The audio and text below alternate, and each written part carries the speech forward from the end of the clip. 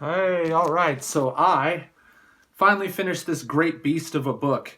This is George R. R. Martin's Fire and Blood, which it doesn't say on the cover, but it's part one of the history of the Targaryens. I almost expected this fat book, which is more of a history text than it is a story, to actually go all the way up to Robert's Rebellion and the end of, I believe it's the Mad King Aerys II. Yeah.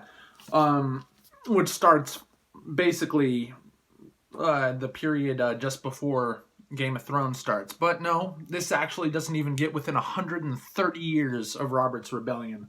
For the reign of the Targaryens lasted for, I believe, 283 years, and we get about half of that here.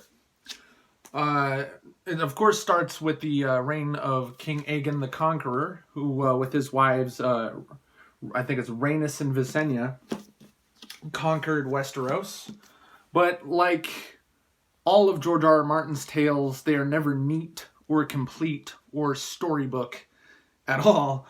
And for instance, Aegon never conquered Dorne, and one of his wives, his most beloved wife, died along with her dragon in the sands of Dorne most mysteriously. And that's the first of the more interesting parts of this book, which are actually the questions it doesn't answer. And I don't think I learned much reading this, so much as the world was fleshed out. This is a great big world-building book.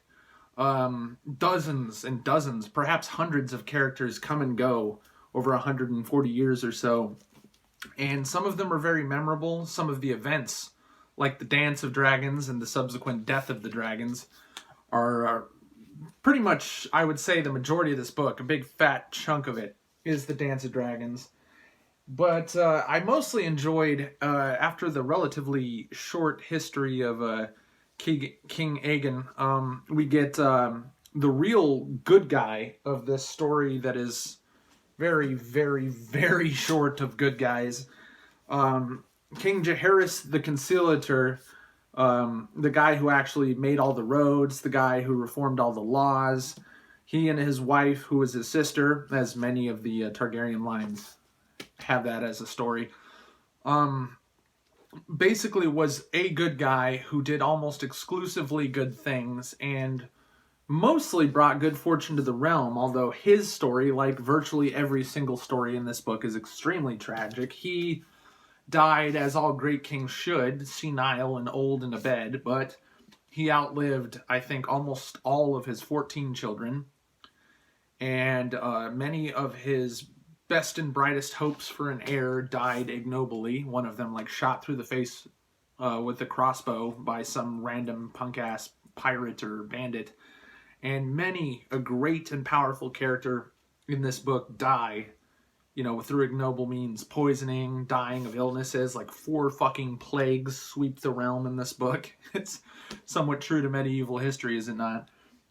But Jaehaerys' reign was nice to read, and I felt terrible for some of his children died tragically. I think one of them committed suicide, 2 or 3 died infants, and one died from illness, another, 2 of his heirs died very ignobly. And so the successor to Jaehaerys, who was probably the only truly great king in this entire book, because almost all the other kings were children and mere puppets of their corrupt regents, or they were losers or weirdos.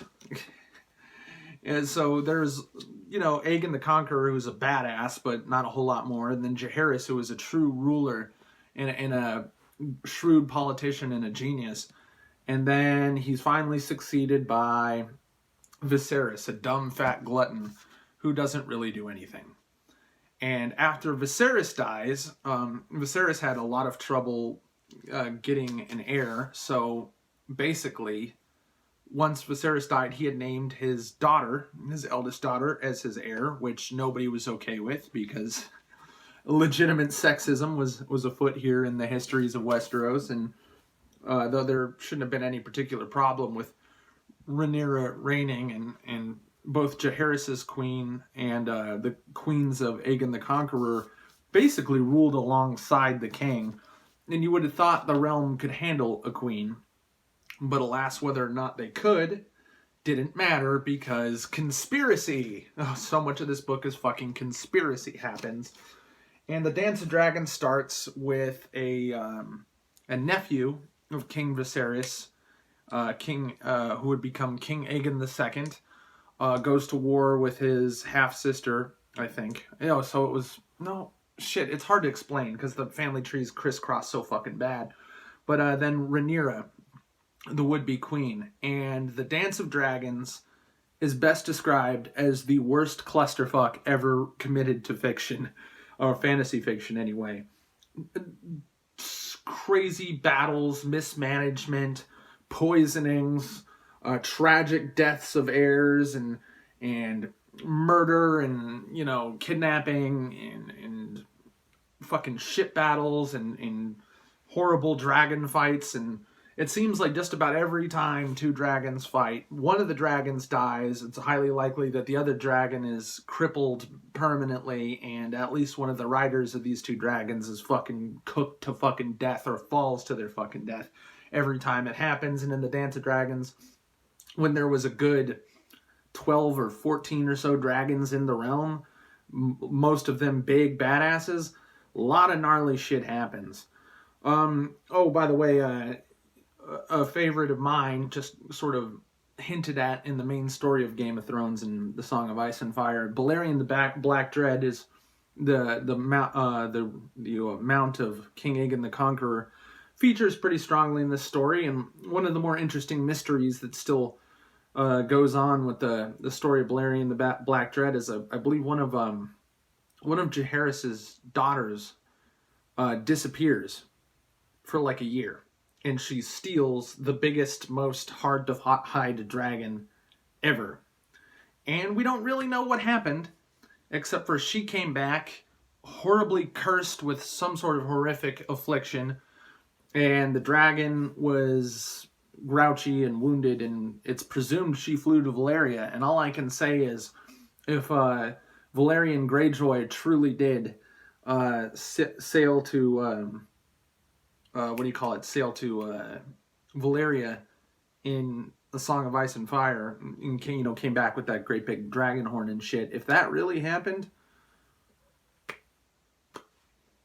I'm not sure I believe him, because if what happened to that would-be princess is what happens when somebody actually bothers to go to Valyria, I don't think anybody can go there and come back alive. But you don't hear a lot of what happened to Valyria, but it's presumed that the Doom was a combined magical curse with the multiple volcanic eruptions, and perhaps demonic infestations, something like that. Very likely did happen. After the Dance of Dragons, which is a prolonged clusterfuck, despite only taking place over the course of, I think, 4 to 7 years. It's hard to remember. Dates fly by so fast. It takes up more than a third of this book, and it is just sad. Every time you think you might care about a character, they just die horribly or suffer some tragedy and are completely broken by it. This is a miserable book to read. But the Dance of Dragons would have served as a good finale to the book, but it concerns, after the basically, spoiler alert, just about everybody involved dies, and one of the much lesser players, Aegon III, succeeds the throne, and the realm is supposedly restored, although much more bickering and infighting and multiple treasons and assassination attempts still occur after the war is already over. It ends almost on a steep downturn in intensity, if you will.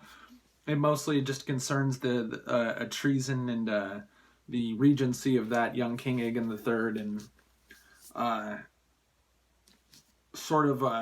the only real cliffhanger ending is as the end of the regency of King Aegon III when he comes of age and dismisses all of his regents, and it's clear that the kid is not 100% well in the head and is very miserable, obviously mentally anguished and suffering greatly from the horrors he saw throughout the entire Dance of Dragons, and just dismissed just about anybody who was possibly able to lead the kingdom after he comes of age, which sounds bad.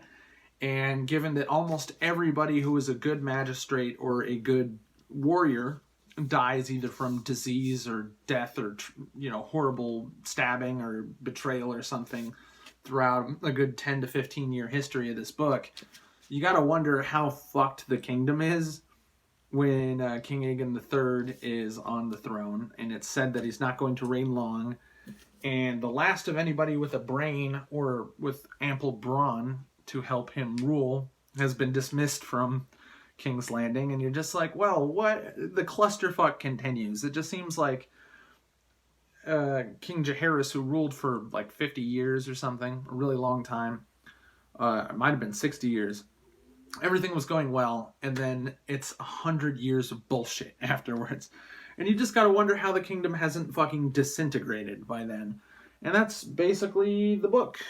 Like I said, just about every single character comes and goes in a blink of an eye. Only a few characters live so long as to straddle multiple storylines.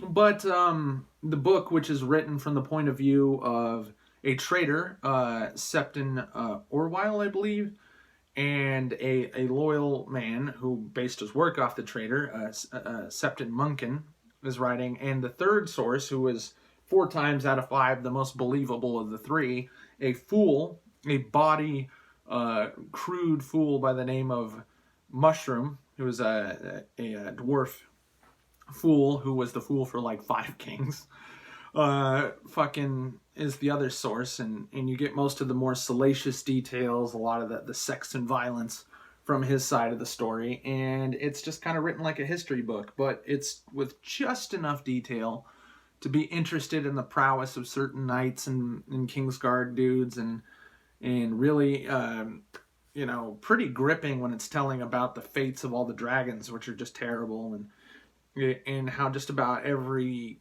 good person who you could possibly be morally moved to give a shit about and not wish for the instant death of in this book suffers such horrible tragedies that make them at once both sympathetic but also make the book depressing. And that's about all I got to say about it. As fucking long as the book is and all the details, it's really just a rush of details. Me talking about it, I can't flesh so much out because the book itself isn't, fleshed out like a story. It's just world building. It's a history book. It's a bunch of names and dates to maybe tie later stories to. And I would have much rather had Winds of Winter. I want to get to the actual story that is all these investing characters that we've come to know and love over the past 13 years. So that's what I'm most looking forward to, and I have high hopes that it'll be out this year. I thought it was rather insane for people to have expected it in 2016, but I had some hope it would come out in 2017 and 2018. And I have some hope now that the TV show is 3-4 books past it. And I have pretty much the utmost faith that the books will be better than the TV show from here on out, because once the TV show departed from the books, the quality of Game of Thrones, the show, while still pretty good, has greatly diminished without George R.R. Martin's oversight. And I have the utmost faith that his remaining books will be really good and worth the wait. So when I saw that, I was somewhat irritated that it was yet another book that he wrote that is not Winds of Winter, but it was well worth the price and well worth the read, and I learned a lot and kind of got a lot of inspiration for my own writing from it, because I love those quick little memorable characters who kind of come and go, almost like the book's more of a video game than a story, an actual novel. But all in all, I still recommend it, and it was, for a history textbook, very readable. I finished that whole thing in about 4 or 5 sittings, because once you set it down, the events happen fast enough. There's so little downtime between rapid fire information that is of interest that it's a page turner, which is more than most history textbooks are. Anyway, thanks for watching, and I hope if you read that, you'll enjoy it too.